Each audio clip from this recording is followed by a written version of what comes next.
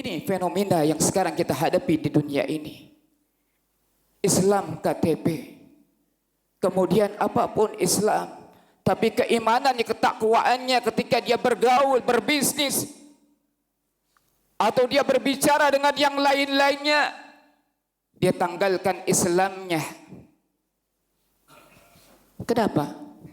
Karena katanya akan mempengaruhi pendapatan kehidupan dunianya. Pada Allah Subhanahu wa taala janji semua orang-orang yang beriman kepada Allah Subhanahu wa taala, janganlah sekali-sekali kau mati kecuali dalam keadaan Islam. Wala tamutunna illa wa antum muslimun. Ma'asyiral muslimin jamaah sidang Jumat rahimakumullah. Lalu yang kedua yang diajarkan oleh para alim ulama kita, para ulama tafsir mengajarkan kepada kita bagaimana caranya agar kehidupan kita di ujung penghajir akhir daripada kehidupan kita di dunia mendapatkan husnul khatimah. Yang kedua adalah al-istiqamah. Ma makna al-istiqamah? Apa makna sebetulnya istiqamah itu? Istiqamah adalah konsisten dalam kehidupan Islamiyah kita.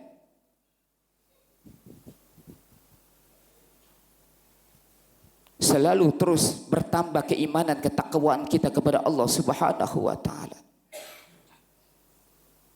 Istiqomah dalam keadaan apapun, ekonomi kita lagi susah, istiqomah dalam keislaman kita, ekonomi kita semakin baik, alhamdulillah, syukurilah, makin dekat kita kepada Allah Subhanahu wa taala, istiqomah bertambah keimanan kita kepada Allah Subhanahu wa taala. Lalu yang ketiga yang diajarkan oleh para alim ulama kita, kemudian dari lisannya Aisyah radhiyallahu anha, ketika itu Rasulullah sallallahu alaihi wasallam berdialog oleh sahabat.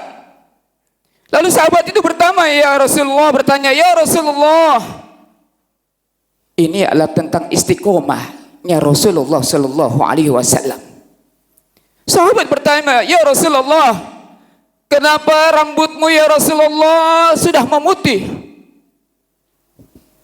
Padahal sahabat terenyuh, sahabat enggak mengira, padahal Rasulullah sallallahu alaihi wasallam saat itu usianya belum terlalu tua, tetapi rambutnya sudah memutih dan merata.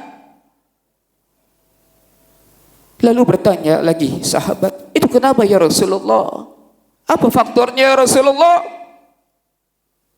Kemudian Rasulullah sallallahu alaihi wasallam menjawab pertanyaan sahabatnya yang dicintainya. Ini adalah istiqomah.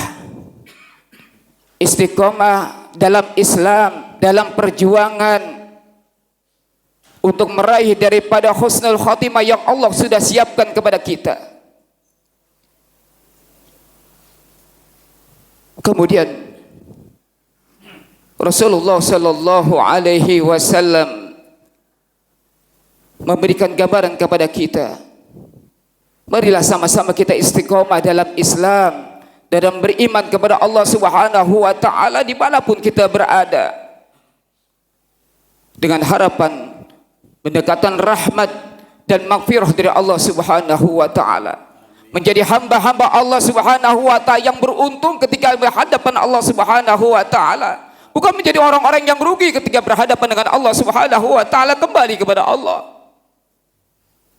Bekal apa yang akan kita bawa selain keimanan dan ketakwaan serta amal soleh kita ketika kita menghadap Allah Subhanahu wa taala.